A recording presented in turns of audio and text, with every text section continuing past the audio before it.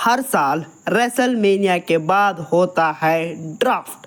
कुछ सुपरस्टार्स को भेज दिया जाता है WWE के मंडे नाइट रॉ पे और कुछ को भेज दिया जाता है WWE के स्मैकडाउन पे एंड कुछ NXT रेसलर्स को न्यू टैलेंट्स को इंपोर्ट किया जाता है एंड कुछ को डाला जाता है रॉ पे एंड कुछ रह जाते हैं स्मैकडाउन पे। तो क्या हो अगर ड्राफ्ट में इस बार रोमन रेंस को डाल दिया जाए सोलो सुपरस्टार के तौर पे with Paul Heyman Monday night Raw पे।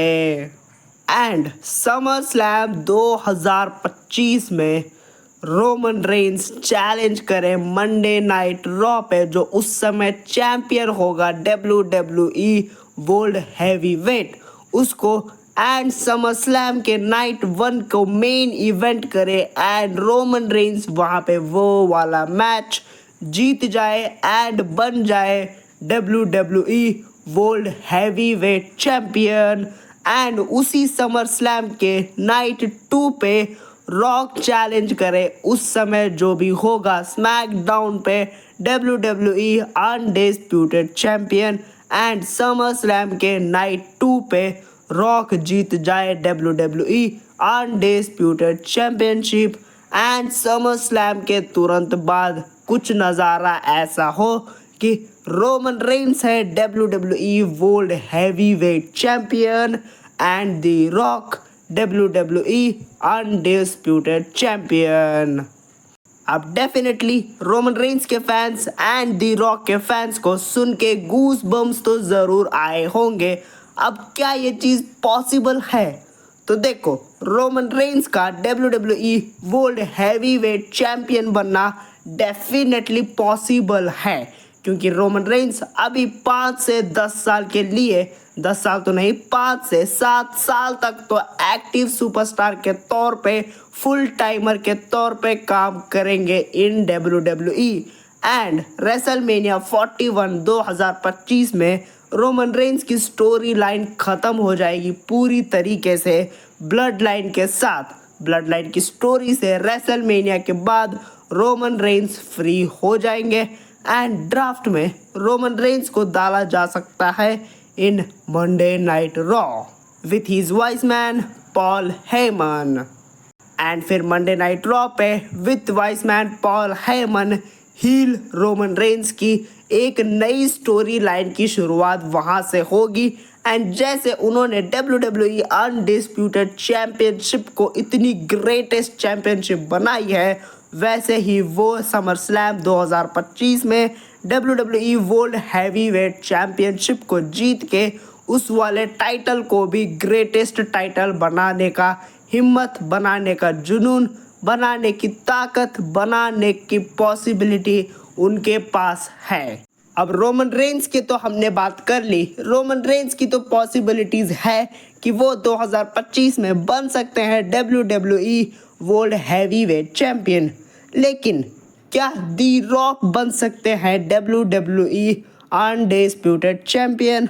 तो इसका जवाब हाँ भी है एंड ना भी है। देखो अगर गोल्डबर्ग जैसे रेसलर बन सकते हैं इस उम्र में तो डेफिनेटली दी रॉक को भी एक आखिरी रन मिल सकता है WWE में as WWE undisputed champion. Rock इस समय पे सिर्फ और सिर्फ WWE के एक रेसलर नहीं है, वो एक बोर्ड मेंबर भी है। तो यहाँ पे डेफिनेटली रॉक के हाथों में ही पूरी कंपनी है, हम ऐसा कह सकते हैं। तो डेफिनेटली पॉसिबल है कि रॉक एक आखिरी बार अनडिस्प्यूटेड चैंपियन बने, एक आखिरी बार रॉक के शोल्डर्स पे WWE की मेन टाइटल आए। तो अब सपोज करते हैं कि दी रॉक वर्सेस रैंडी ऑर्टन उस समय के चैंपियन या फिर कोडी रोड्स का हमें मैच देखने को मिलता है समर स्लैम 2025 के नाइट 2 पे एज मेन इवेंट एंड वहाँ पे दी रॉक पिन करके हरा देते हैं उस समय के चैंपियन रैंडी ऑर्टन या फिर कोडी रोड्स या फिर जो भी उस समय चैंपियन होगा उसको। एंड हमें देखने को मिलते हैं 2025 समर स्लैम के बाद the Rock as WWE undisputed champion and Roman Reigns as WWE world heavyweight champion. तो अब रोमन रेंस का जो रेन है वो लंबा चल सकता है, उसकी पॉसिबिलिटीज है, क्योंकि रोमन रेंस उस समय पे भी काम करेंगे एज फुल टाइमर।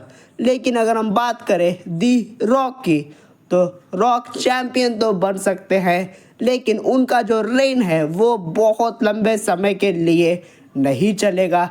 दी रॉक को बहुत जल्दी अपना टाइटल हरवा दिया जाएगा WWE के द्वारा, क्योंकि दी रॉक खुद हार के चले जाएंगे एंड रॉक को हरा सकते हैं कोई एक यंग रेसलर।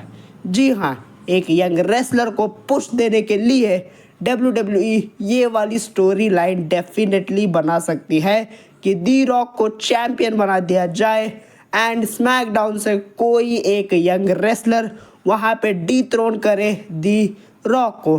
तो डेफिनेटली इस वाली स्टोरी के चलते पॉसिबिलिटीज है कि दोनों दी रॉक एंड रोमन रेंस 2025 में WWE के मेन टाइटल होल्ड करें।